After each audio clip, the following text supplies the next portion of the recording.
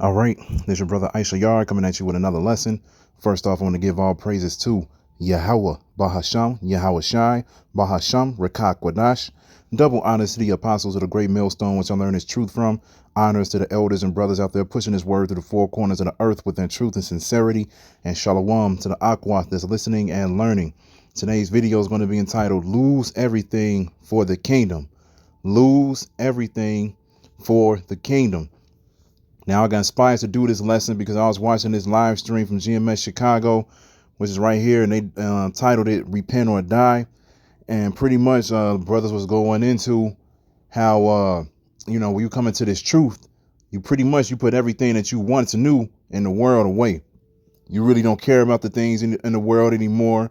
The only thing that you think about and the only thing that you want to do is the work of Yahweh Bashem Yahweh Shai. You know, you have that zeal to do the work, and you have that zeal to exalt the names of Yahweh Bashem Yahweh Shai and to warn our people. All right. And so they was going into how, since we do have this zeal to do the work, the best thing that you can do is go ahead and just do this work, man, because ultimately the brothers that's doing this work in truth and sincerity, they're going to be the ones to receive the kingdom, Lord willing. OK. And pretty much the elder Malcolm right here, he was saying how doing this work right here is only a little thing to ask. He was like the Most High is asking you to just change your ways, okay? Start following the ways of the scriptures and just do this work. And guess what? You're going to receive the kingdom. And I don't think a lot of people understand that, man. Of course, a lot of people understand who we are and everything like that, but there's certain individuals that come into this and they don't understand that we're getting ready to inherit the earth, the universe, the different planets, receive spiritual power, the new bodies, so forth and so on, just from us repenting and doing this work, man. All right. When you really think about it, because the things of this world is about to be destroyed. The things of this world is evil. The things of this world is corrupted, and they'll make you corrupt if you get obsessed with it. All right. So the last thing you can do is just go ahead and just drop all of those things and go ahead and do the work so you can inherit everything, because that's what the Most High is getting ready to give to his elect. He's getting ready to give them everything, man. So I'm going to play this clip right here so you can see where I got it from, and then we're going to pull out a few scriptures. Go ahead and turn the camera to get into it. This is Titus 2. The GMS camps, that is. That's right. Titus 2 and 13. Looking for that blessed hope and the glorious appearing of the great power in our Savior, Yahweh Shai Mashiach, who gave himself for us, that he might redeem us from all iniquity and purify unto himself a peculiar people, zealous of good works. So Yahweh Shai died, and we got this truth. We've been brought with a price. As the scriptures say, we no longer live according to our own flesh, man, our own lust. We're bought with a price. He brought us to be zealous of good works. And the gifts and the glory and the blessings that we're going to receive, this is a little thing to ask to get it, man, because all our righteousness is as filthy rags, and we all deserve death, man. All right, but the fact that the Lord, hopefully the elect of the Lord are going to get so much, and this is a small price to pay to get it, man. And brothers going through things, families, wives, children, everything, job, health.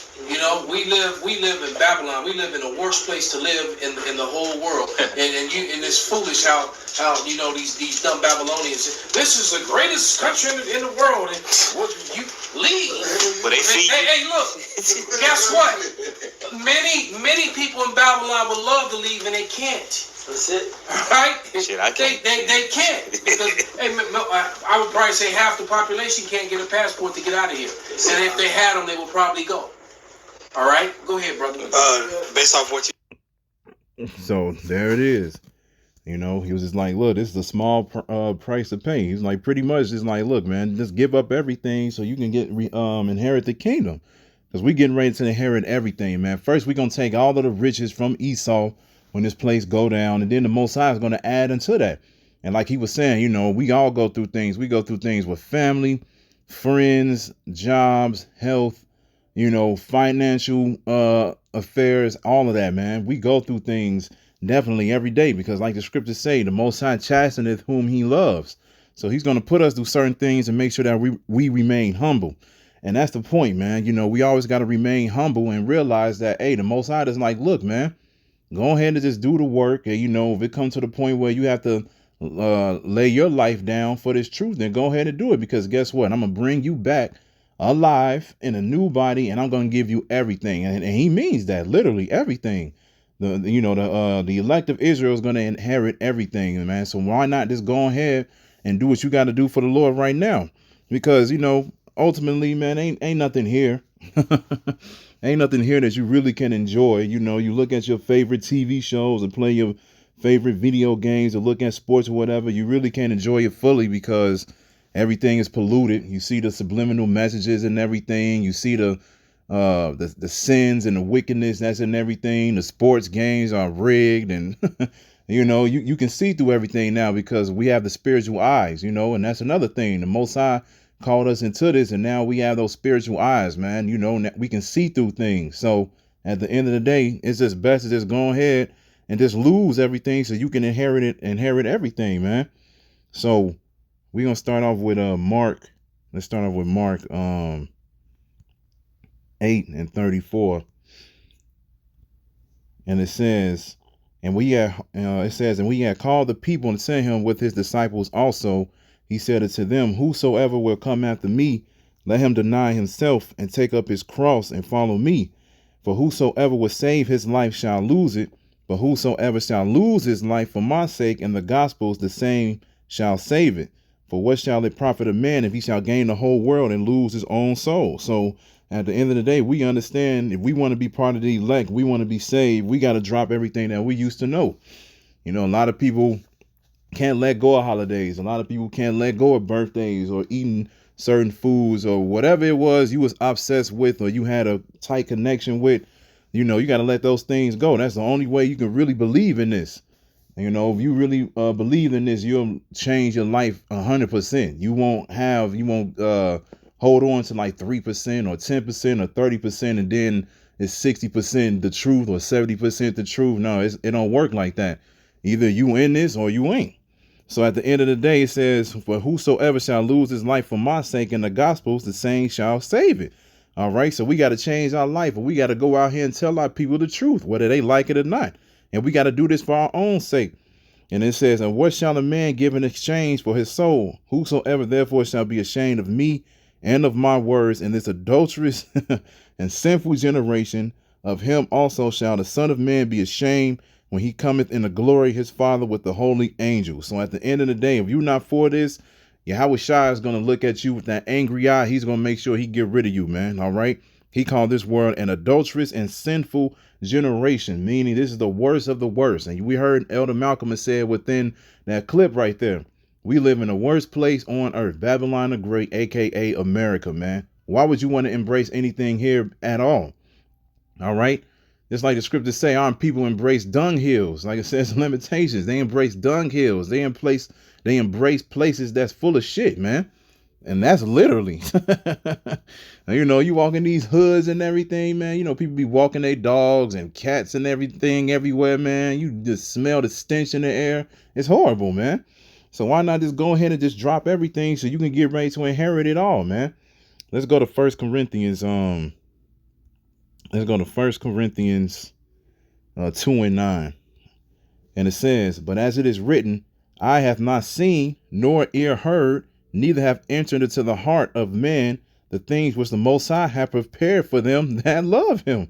But the Most High hath revealed them unto us by his Spirit, for the Spirit searches all things, yeah, the deep things of the Most High. So the things that we're getting ready to receive, we can't even comprehend. We can't even fathom what it's going to be like, man. The only thing we can do is just use our little bitty imagination that we have within this flesh body, man. But that's about it. We can think about, a big palace or, the streets of gold, and, we can have the dreams of us having spiritual power and all of those different things. But we cannot imagine what we're actually getting ready to receive, man, Lord willing. Okay, let's read verse 9 again. It says, but as it is written, I have not seen, nor ear heard, neither have entered into the heart of man the things which the Most High have prepared for them that love him. Who loves the Most High? The elect, man. How do you love the Most High? By following his commandments, statutes, and laws. We do that to show our faith, because ultimately that's what's going to get us out of here is our faith, you know. So we follow the commandments, statutes, and laws. That's how you love the Most High. All right. So once you do that, man, and then ultimately, like I said, at the end of this thing, you show your full faith toward Yahweh Ba'ashem Yahweh Shai. He's going to give you things that you never seen, you never heard of. You're gonna be looking at life in a whole different perspective, man. It ain't gonna be like this. First of all, it's it's gonna be like that movie that Marlon Wayans played in, where he had his senses turned up. He was able to taste everything better, see everything better, hear everything better. That's how it's gonna be for us, man. When we get into those new bodies, man, we're gonna be able to really just breathe in life, man. We're gonna be able to look around and actually enjoy the earth, because that's what the earth is supposed to be. It's supposed to be paradise. But since the wicked is in rulership right now, the earth is not a paradise. The earth is a prison.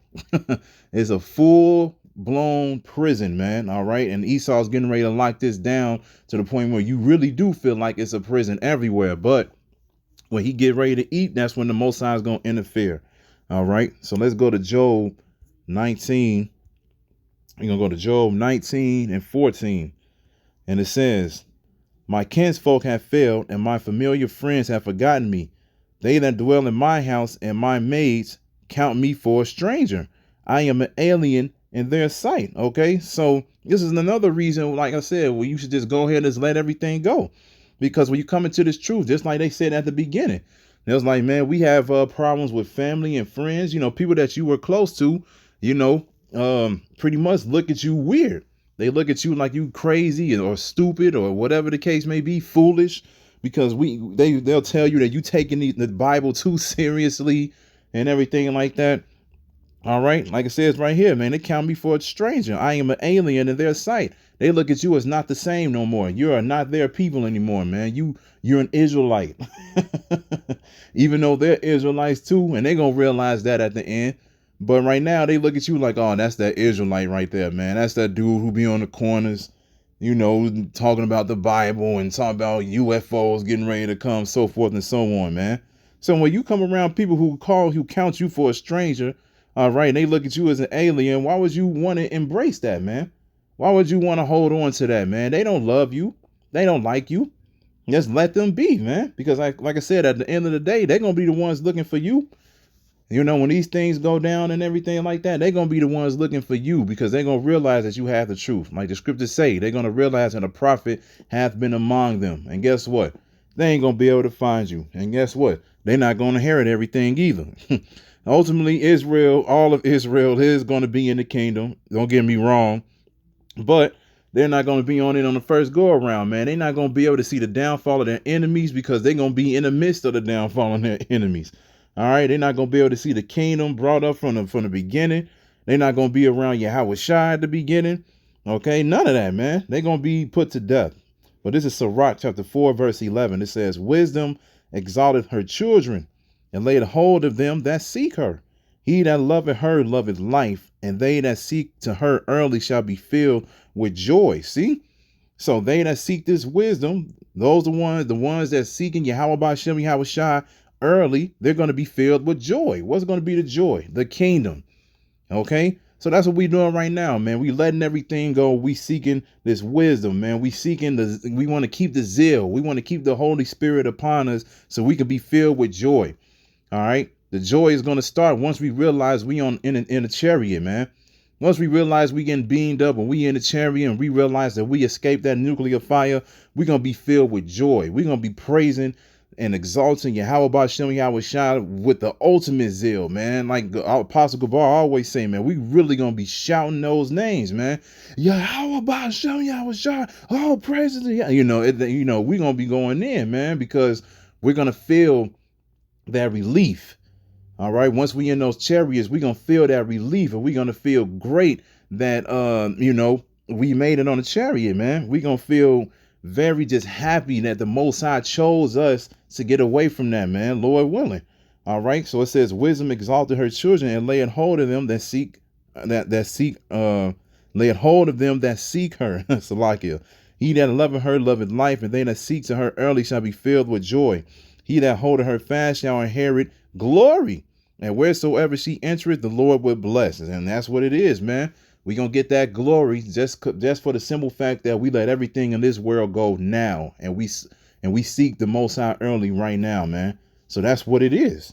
So let's get one last scripture that we're gonna close it out. Let's get Luke. We're gonna get Luke 12:29.